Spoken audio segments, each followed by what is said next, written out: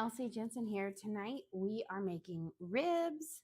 We have baked potatoes in the oven, cornbread, some spiced apples, corn on the cob, so kind of just your typical barbecue dinner. I have my ribs right now. They're sitting here, but I had them cook. I prepped them a couple hours ago, had them cooking on 300.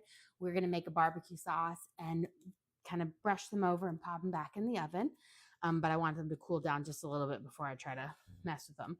But let's get our cornbread going because that's going to be kind of what takes the longest here. So we are going to start with our wet ingredients. So typically I use buttermilk for this, but I didn't have buttermilk. So when I don't have buttermilk, I kind of use a mixture of cream and lemon juice to get that same texture and taste. So I need about 1 1/4 cups of buttermilk. So I'll use 1 1/4 cups of cream, and then I will use a squeeze of lemon juice in there to give it that tanginess that buttermilk has. Now, it's not a perfect substitute, but it gives you, it like cooks up just fine. And we're going to squeeze in, and I'm going to use some of my lemon also for my apples. When I cook it up, I had a couple of apples that needed to be cooked up, and I was like, ooh, spiced apples. That goes well with barbecue. Here we go. I feel like as a kid, they don't have one here in Nashville anymore, but I loved Famous Dave's. And that was something you'd always get your little corn on the cob and the potato wedges and the cornbread and spiced apples. That's exactly what I got every time I was there. Okay. So when you add in the lemon juice, it's going to thicken up. It's going to curdle the cream a little bit to make it more like a sour cream, like a creme fraiche. So we're going to start with this. We're going to add this in here now that we've got our lemon juice. Kind of mixed around. I don't need to let it sit and kind of curdle as if I was doing a creme fraiche. And then we need our eggs. Give me my gosh, my husband always does this to me and I hate it. He always, every time I put out eggs, he'll throw them to me, and I have cracked so many eggs. I was wondering, I was like, I knew I set out 2 eggs. Always. It's always, that's why I never like to set out my eggs, because he steals them. And then I have to play the game. And hand-eye coordination is not my forte. I will say coordination is just not my forte. I am not coordinated at all. I have no balance. Okay, we're going to mix our egg into our creme fraiche, or our sour cream, not our sour cream, our buttermilk, aka cream with lemon juice. Just you want to make sure that's all mixed up in there. And then we are going to add in our honey, our baking soda, and our salt. And then we'll add in our butter, but I want to make sure that honey gets dissolved in here for our cornbread. And then we'll work on our homemade barbecue sauce for our ribs, and we'll get our corn going in there and make our spiced apples. So just your typical rib dinner. So we're going to do a 1/2 teaspoon of salt.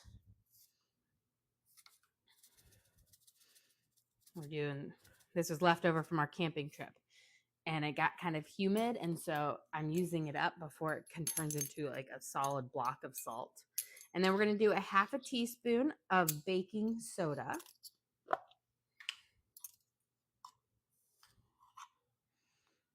So the baking soda and the egg will kind of work together, and that's what's going to be the leavening agent for our thing. I'm going to give this a mix, and then we're going to add in 2 tablespoons of honey right now, and then later we'll be adding more honey because we're going to put honey butter over the top of our cornbread, because I love a nice sweet cornbread. I am not the jalapeno cornbread person. I like it sweet and the way it is. So we want 2 tablespoons of honey. So we've got 2 tablespoons now. We'll be using about 2 tablespoons later to kind of drizzle over the top with some melted butter. So I'm just going to mix that in here. And then we're going to add in a 1/2 cup of melted butter, which is the same as 1 stick. And then I kind of always let mine get back to cool down so it's not scalding hot in there. And then we'll mix this up. And this is going to give you a nice kind of thick cornbread base. Again, I love butter in my baked goods. I just think it turns out so much nicer. And then we are going to add in 2/3 cup of sugar.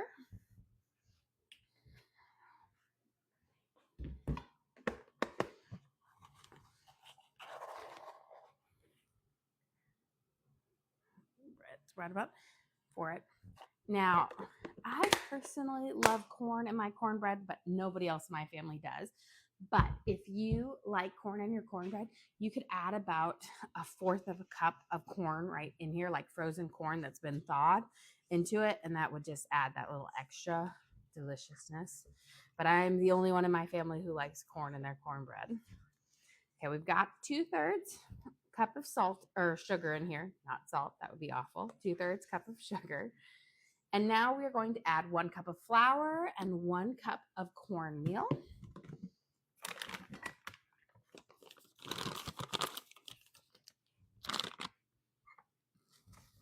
And you want to do yellow cornmeal.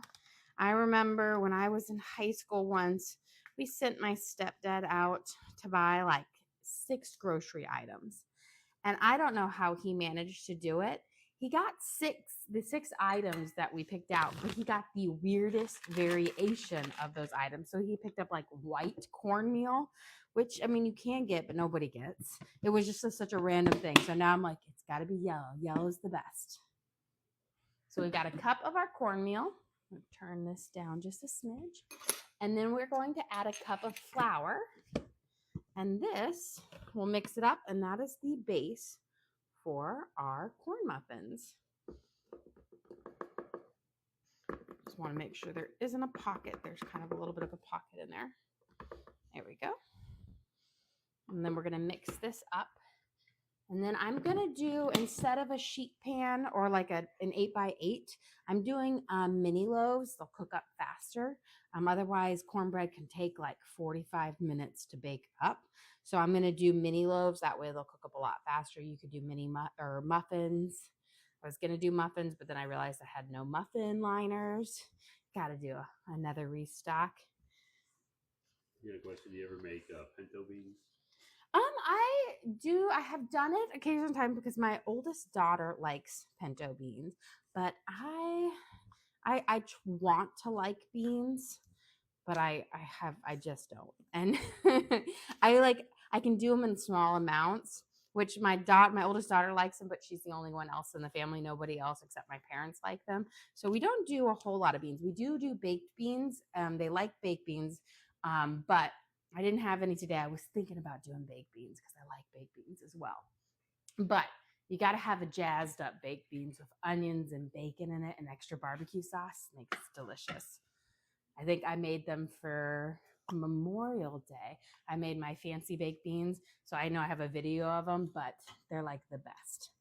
Okay, we are going to spray on our little loaf pans. That way cornbread will slip out at the end. You could do this in a muffin tin as well, or you could do this in an 8x8, just knowing that the 8x8 pan, you're going to cook longer. Muffins will cook a little bit faster. And I'm just going to spoon this in here and try to give it as evenly as possible between my little mini loaves. But I love mini loaves. I think it's nice because there's so many things like banana bread that just takes forever to cook up. But if you do it in a mini loaf, it doesn't take as long. And I find that it doesn't dry out as much. Here we go. So we're going to go through, then we will go back and even out to make sure they're all out as even as possible so they cook up equally. And then after they're done baking, we will actually poke I take a fork and you're going to prick the tops of them. And then we're going to have this honey butter that we'll drizzle over the top of them, which will help keep our cornbread nice and moist, but will add so much more of that honey flavor. Here, we'll finish these out. And get here, I will say cornbread is one of those things that I absolutely love. I remember when I was in the hospital with with Evie, when she was born, she had to stay in the hospital for a while because she had some eating and breathing issues. And my mom would go to Whole Foods and buy that cornbread for me to have as a snack there because it was my favorite cornbread there. For some reason, the Whole Foods cornbread is just so good. And she would buy it and she'd like bring me this huge thing of cornbread. And I would just sit in the hospital with my cornbread, happy as can be. And we were there for like a month. Okay, I'm going to give this a good shake out. Let's wash my hands. And then we're going to go pop this in the oven to cook. So an 8x8 pan would need about 45 minutes. These need about between 22 and 25 minutes. Muffins would need about 18, 19 minutes. And mini muffins would probably be like 12 minutes. I will set my timer and I'm cooking them at 350. So I'm going to do 23 minutes because it's kind of in the middle there. And then I can see at the end if I need a little bit more. But over baking is like the worst thing ever because it dries out your food. So I always err on the lower side and then work from there. Okay. Let's get our barbecue sauce making. I'm actually going to slide this guy over. That's going to be for our corn. We're going to pop those in just a second. I'm going to put this burner right here on nice on low. I'm actually going to go use there and put it on about a 4. And we are going to make homemade barbecue sauce because for some reason I have not had barbecue sauce in this house forever, but it's super easy to make. We're going to start with a good, probably about a cup or so of ketchup. And I'm like a sweet, mildly tangy barbecue sauce person. I like it sweet. We're going to use some Worcestershire sauce. You want about a tablespoon of it. Now, Worcestershire has vinegar in it, so it'll give you a little bit of that tanginess in it. If you like a more tangy one, you could use even more vinegar. But I like mine more sweet and not as tangy. We're going to use onion powder. We're going to want about a tablespoon or so of onion powder.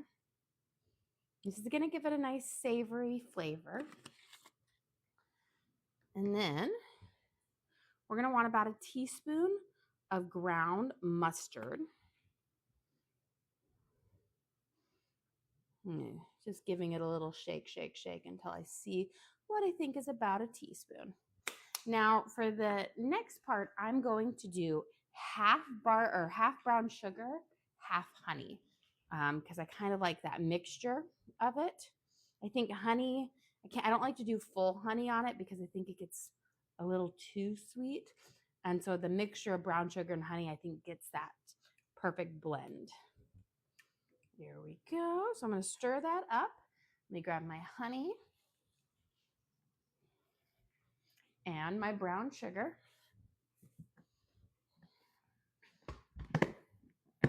And we're going to do about a tablespoon of honey and then about 1/4 cup of brown sugar. And then I will taste to see kind of what it is. If you like it even sweeter, you can add in more. But I typically, if you've ever had like the hickory brown sugar Baby Ray's, that's kind of like the sweetness that I like. So about 1/4 cup here of brown sugar. And you don't need to add a whole lot because ketchup already has sugar in it. But if you're going to do a base with just tomato paste, then you would add a bit more. Ketchup just makes it easier. It does half the work for you. And let me grab a spoon and I'm going to taste it and I'm going to see how it is. I'm cooking it over low heat so that brown sugar dissolves so it's not super gritty.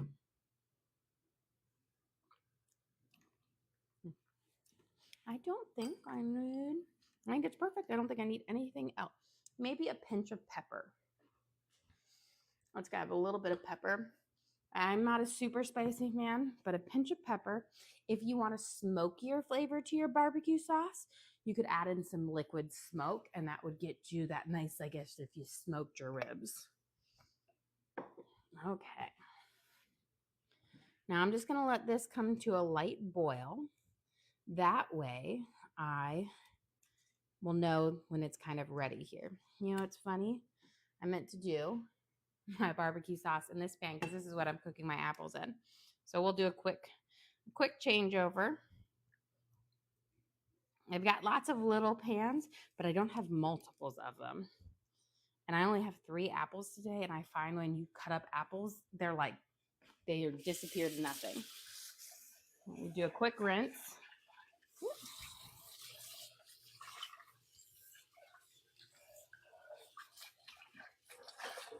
Okay. Good as new. Here we go. So now I can see my little bubble forming. So I'm going to turn it off because it's thick. And if you let it continue to boil, it will splatter everywhere. It's just like marinara sauce. Okay, before we baste this on our ribs and put them in the oven, I'm going to get my apples peeled and diced up in here. And we're just going to have a couple sliced apples because it's funny, like of the 7, 4 like spiced apples, but 3 spiced apples will like barely be enough for 4 people because spiced apples, I swear, once you cut up apples, they disappear into nothing. And I am going to take these skins off of it. So I'm going to first kind of quarter everything, and then we'll do the skins. I used to have one of those like old school, you like shove the apple in and you twist it and it peels it off. But I felt like it took just as much time to get that set up as it does to do a quick peel. So go here. And then I'm just going to use, this is actually a serrated steak knife, but a paring knife works well for this as well. But you're going to want a smaller blade to kind of peel your skins off. Because if you try to use a big knife like that, it just won't work. And then I'm just going to do nice kind of thinner slices on here. And for spiced apples, while you can use any apple, typically the tartar the apple, the better it works in baked goods or cooked like apple bases. So Granny Smith works really well for this. And then we'll add a little bit of lemon juice, brown sugar, and cinnamon, and just a teeny pat of butter. And I find that the butter just helps that kind of sauce, the spice little glaze thicken up and just makes it a little bit nicer. And once these get cooking, then we're going to baste our ribs and then pop them in the oven. So I did a slow cook, and they're in what they're called as a Texas clutch, simply wrapped up in aluminum foil. But we will unwrap them and then baste them and pop them back in. That way the barbecue sauce kind of clings and gets sticky on the ribs. But I kind of made about 4 o'clock. I made a dry rub using brown sugar, onion powder, paprika, pepper, ground mustard, and I mixed it all together. And then I kind of coated my ribs front and back with them. And then I wrapped them up in aluminum foil. And I popped them in the oven at 300 for about 3 hours. So they should be nice and tender. And then this last part is really just going to be adding that on because I like a wet style like rib, is adding that barbecue sauce on so they're wet. But if you like the dry style, you could eat them, serve them up now as well. I know, I remember in Tennessee, in Memphis, they have like a famous rib restaurant called Rendezvous. And I had never had dry ribs before. And I think I was a teenager when we ate there and we tried them out. And they make a dry rib. I feel like you get the whole dry sauce and they're good, but I was always used to like the St. Louis style or like the wet barbecue ribs. I had never, Kansas City style, I'd never had theirs. And it was definitely a different style. And then up north, you don't see them here in the South as much, but they have beef ribs, which I absolutely love. I'm from Ames, Iowa. And Ames, Iowa had this little restaurant. It's still there, but we always went there growing up for birthdays. And they had a place called Hickory Park, which did ribs, and they offered beef ribs and, you know, the traditional like baby back pork ribs there. And I remember, like siblings, we always got to go out to eat on our birthday. And it was always the pick between, at the time, Red Lobsters, because we thought Red Lobster was super bougie back then, and Hickory Park. And I always picked Hickory Park because I loved ribs, and they had the best ice cream sundaes. And it's one of those things I still remember. I remember I went there. I went back to Iowa for college, for my undergrad, and I would go there. I remember I met my husband there, and we would go there on dates there as well. So it's like following the tradition. Gotta love the ribs. Okay, got these apples sliced up. You can see we've got 3 apples here, but they don't make a huge amount. If you're making a pie, you typically, for a regular like 9-inch pie dish, you need like 6, sometimes 7 apples to make that through. But this should be perfect for our crew who likes them. So I'm gonna put this on my back burner. I'm going to squeeze lemon juice over it. This is going to add a little bit of tartness, which will balance out the sugar that we're going to add into it. So I'm going to squeeze my other half of my lemon over it. And then we're going to add in about, I'm going to do not quite a half a cup, but it's a lightly packed. So it's probably going to be closer to a 1/3 cup of sugar for the 3 apples. So think about it like 2 tablespoons per apple, not much. And then a little dash of cinnamon. You're going to want about between half a teaspoon to a teaspoon.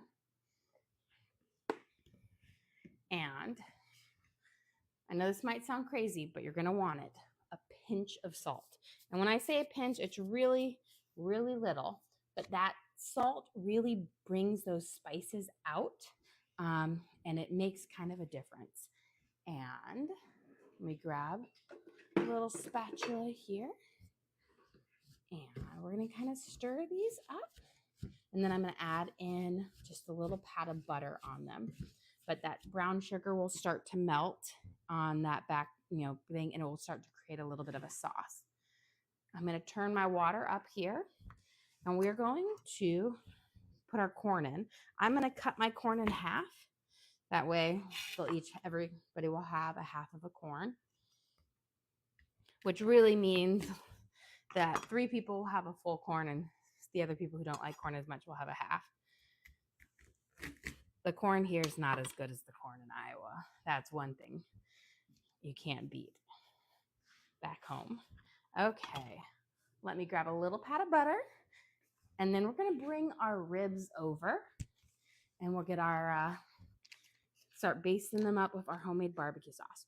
So just about a teaspoon of butter, and we're going to put it in here. You don't need much, but it adds a little bit of a richness, kind of like it makes almost as if it's like a caramel sauce that the apples are in.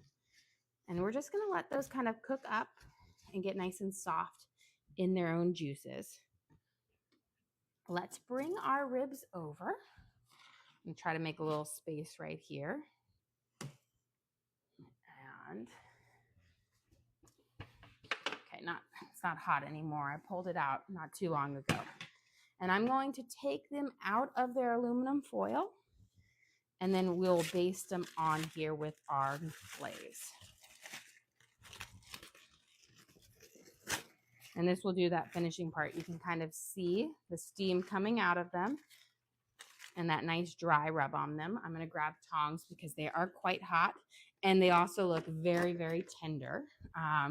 So I feel like they're already going to start to fall apart once I start sliding them off.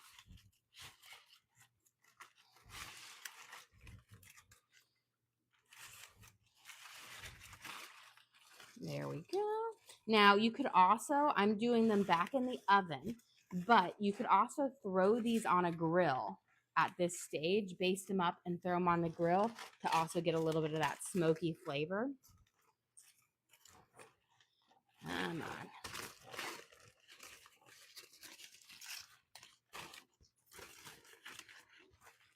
Nice and hot.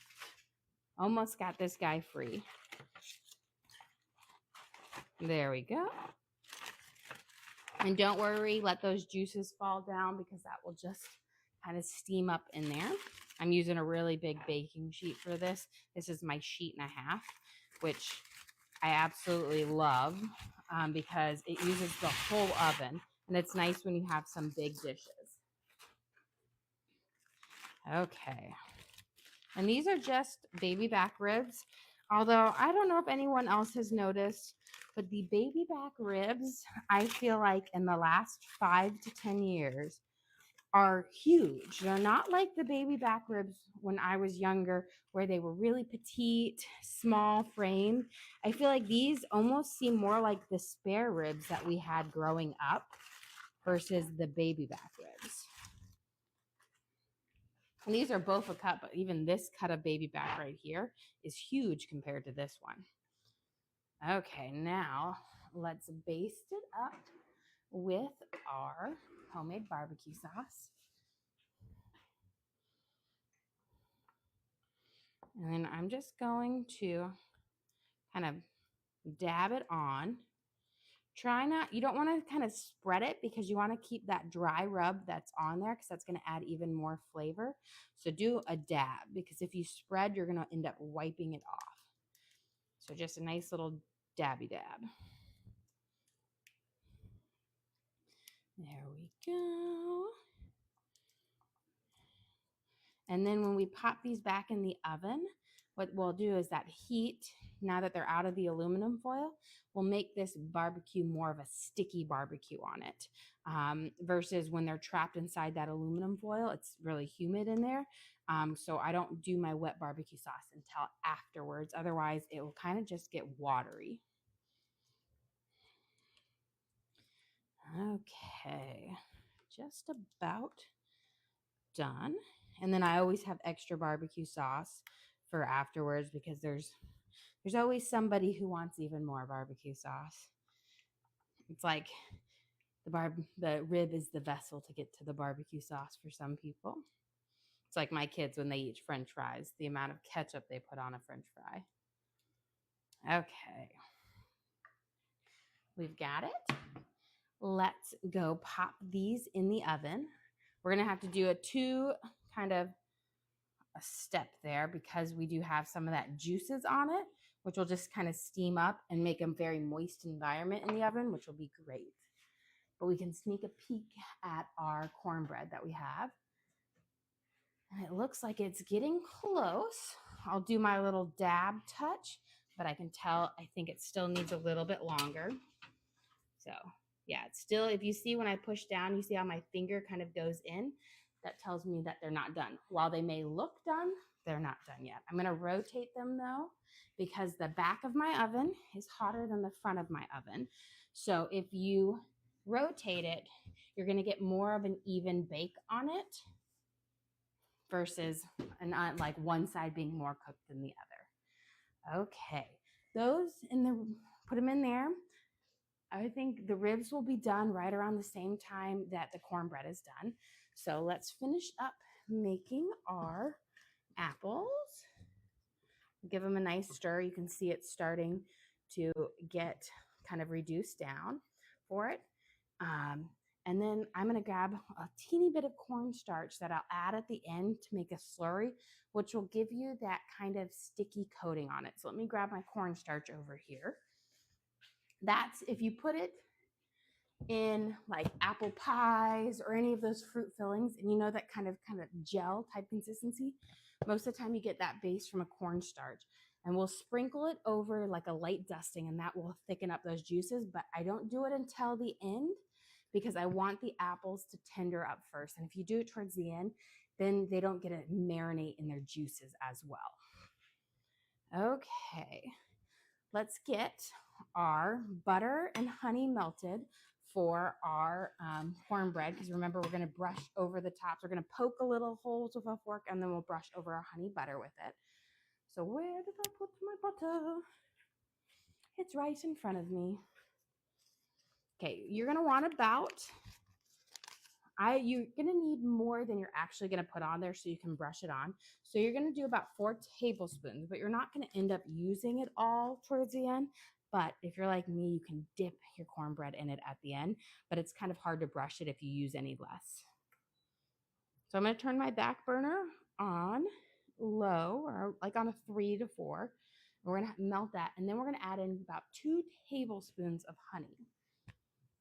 And this is going to give it that extra honey flavor to the cornbread. So we didn't actually add too much in the first round. So that is about 1 tablespoon, and that's about 2. I typically always eyeball my honey because it's sticky. But if you are one of those people who gotta like measure exactly, if you spray your measuring spoon with a little bit of oil or whatnot and then do your honey, it will slide right out versus getting stuck on it. Same with like molasses, that all kind of works well that way. Here we go. Now I'm gonna pull out my potatoes that I have baking right here. So we're having baked potatoes with ours, and I have 4 really big potatoes. So there'll be about a half a potato per person. They're like gigantic potatoes. These are what my family calls baking potatoes. I once bought like a bag, and the potatoes were little, and I wrapped them up, and they're like, these aren't baked potatoes. You got us baby potatoes. They're very picky about it. I'm going to cut up a little bit of green onions. The chat likes your gloves. Oh, yes. I love these. So my best friend got these for me several years ago. And these are actually a replacement pair for the one she bought, but they're little bear paws. And I kind of started me on my craze of having like animal hands. So I have lobsters, I have cats. I really love something fun. You know, you have like a pretty kitchen and you have all your like things that you look pretty out, but your personality, I'm like, well, nobody sees my oven mittens, but they make me happy, and I like them to show out. 2 million people a month. I guess you guys see mine, but I figured it's one of those things where you can go a little crazy on, but it's not a permanent fixture, a permanent crazy. Not like how took me a while to find my design style. And much to my husband's dismay, but I went through a stage where I was like, I want color everywhere. And then I realized color is really good in small accents, but when you have to repaint your walls, it's not so fun. So I love my little, like, this is called Morning Zen, the paint color on my wall. And I absolutely love it because it's got like, it's light enough, but it has green and bluish hues to it. Before this, I had this like lime green kitchen, and then I had this bright orange office, a mustard yellow living room. It was insane. It was like Skittles. My house was like a bag of Skittles. But we have moved on from the I need so much color everywhere, and it always looks good in magazines, but can't live with it. It gets too much after a while. You have a question. What's your favorite chef knife? My favorite chef knife was probably this guy. So it's a Wusthof Classic. I have had this for 17 years now. I've got a knife set. I got it as a wedding gift from my siblings. And I mean, 17 years later, I'm still using it every single day. I sharpen it probably like twice a month with the honing steel, but love it. Love it. It's got a good heft to it, and it's the classic collection. I've added it to my Amazon storefront because it's one of those ones that I really, really like. And their whole little knife set, I think, is great, especially if you're investing in a good set of knives. Like, they're expensive, but they've lasted me 17 years, and they're probably going to last me the rest of my life. So they're worth it because they're just really good knives. Okay, I think our cornbread and our ribs are done. I'm going to turn my apples down, and then we'll do our cornstarch slurry over them. But let's go grab our cornbread out of here. I'm going to start turning all this. We're getting down to the very end. Let me grab my oven mitts. Need my bear paws. Whoop. And I really love these because they've got like silicone pads on them, so they make it easier. Okay, these guys are looking beautiful. And I can show they're nice. They've got a nice kind of firm edge on here. So that means I know they're done. Nothing's worse when you get them and then they're soft and then they sink in. I'm gonna grab my trivet here. And I'm gonna place these right here because we're gonna do honey butter over them. But I'm gonna go grab my ribs as well because they are done. Because remember, we weren't finishing, they were already cooked. We were just getting that glaze to be nice and sticky on them. That barbecue sauce. There we go. And you can see like it started to even like bubble up here.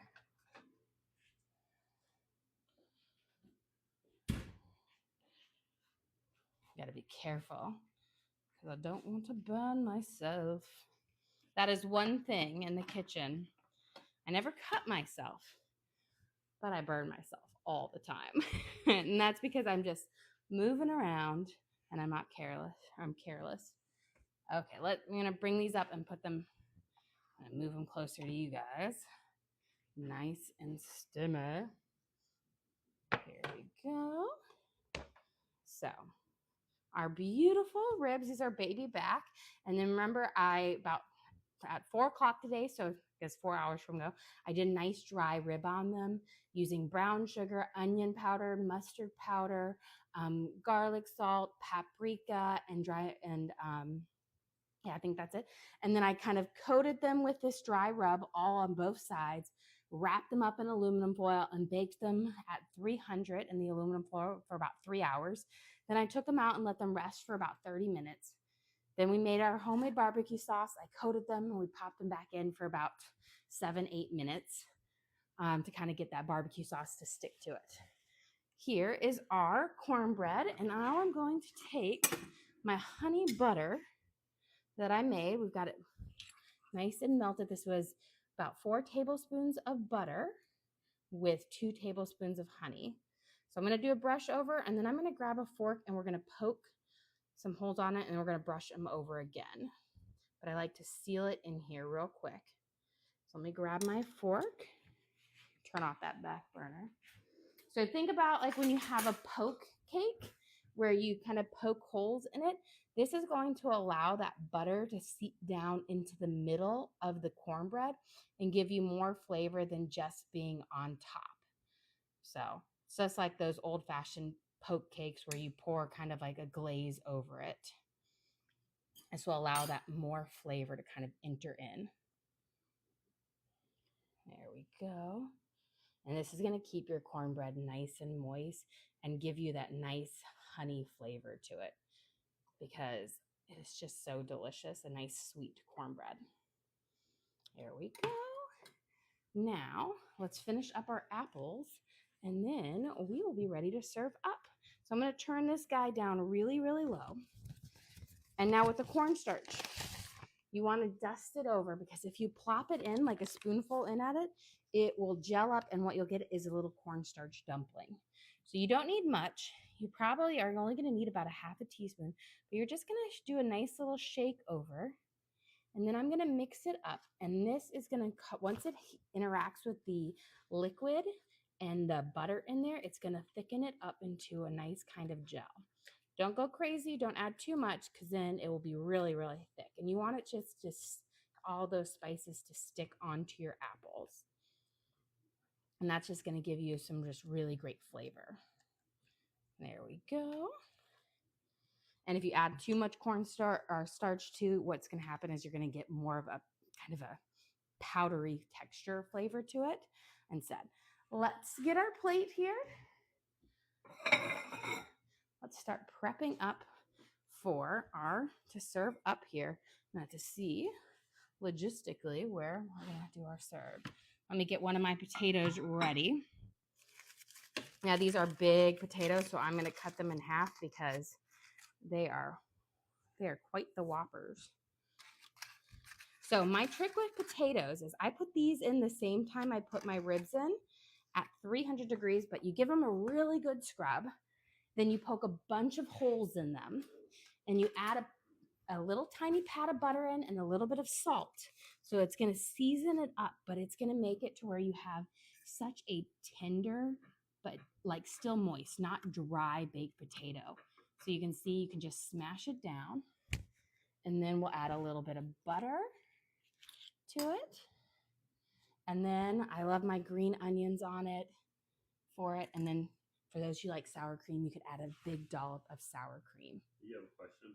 Why the foil for the potatoes? Because it traps the moisture in. So it seals it up and it makes it to where you've got a really moist inside to your to your baked potato. So when you mash it up with the butter and the sour cream, it just is so delicious. It's the best way I've had them. Like most of the time when they make them at restaurants, they have them like that. It's just so good. And how long were they baked? They baked the whole time I had the ribs in. So they were at 300 and they baked for 3 hours. And then I popped them out and I had them just sitting in here nice and warm for the last hour. And you can see how the aluminum foil traps the heat and you can see the steam coming off. And I took those out of the oven probably 45 minutes ago. So it is a great way, especially if you have limited oven space, you can bake them up and then you can take them out and pop them in a place and keep them going. Okay, we've got our baked potato. We've got our corn on the cob. Let's get our gorgeous cornbread here. Let me pop it out. Slide a fork in. Look at that. A lovely mini corn loaf, which will be perfect with it. And then I'm going to cut a slab of my ribs off, just like you get at a restaurant. You have your ribs, and then let's not forget our delicious spiced apples. So it's essentially like you went to Famous Dave's and you got the rib platter there because you've got the cornbread, the corn on the cob, the baked potato, the baby back ribs. We did a wet style of homemade barbecue sauce and those spiced apples to kind of round out and have a really delicious but easy barbecue dinner. Well, guys, thank you so much for joining us here today. Don't forget to like and subscribe. I try to do live cooking shows every single day, show you what we're making for our family, and hopefully teach you guys something along the way. Again, we do upload all of our videos to the link on our page, so if you ever want to recreate any of these recipes at home, you can just go to that link, search for what we made, rib dinner, and then cook along with me again. We also have a link to our Amazon storefront that has I have my knives in there that I use, my different pans, all the different cooking gadgets I use. I have them in my Amazon storefront because so many people keep asking me about them. So you can always check those out if you're interested. But again, guys, thank you so much for joining us here today. Don't forget to like and subscribe.